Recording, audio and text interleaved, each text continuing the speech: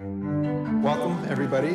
We're here to take note of the fact that journalism is alive and well and feisty, especially at the New York Times. Hey, did you send it? He's lying.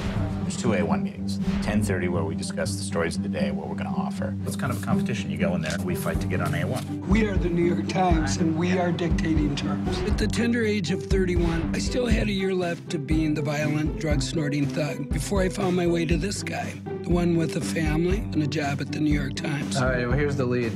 The Times was really where I wanted to work from when I was very young. I always had this idea of the place where great things happen and were done. Oh, good, my sources are starting to come out.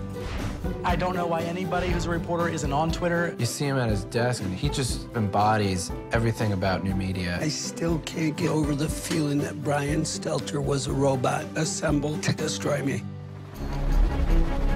The old newspaper model is dying. It's this kind of collision of two worlds, and this new world that just kind of wants to crack it all open. So this is about WikiLeaks, which is a website. They didn't have to drop this off on the front step of NBC News or the New York Times. They just dropped it off on YouTube and waited for everybody else to find it. The bottom line is, WikiLeaks doesn't need us. In the immediate moment, we're in the middle of cutting 100 people out of a staff. How scared are you right now? I've been a single parent on welfare. This is nothing. I almost feel like I don't have a clear grasp on the enormity of the situation.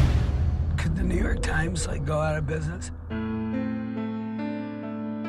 If you think of the history of these institutions, Watergate, Abu Ghraib, I think we're at a dangerous moment in American journalism. Some stories are beyond the database. Sometimes people have to walk past the conventional wisdom. They asked if anybody who wanted to volunteer for Baghdad, so I'm going to Iraq.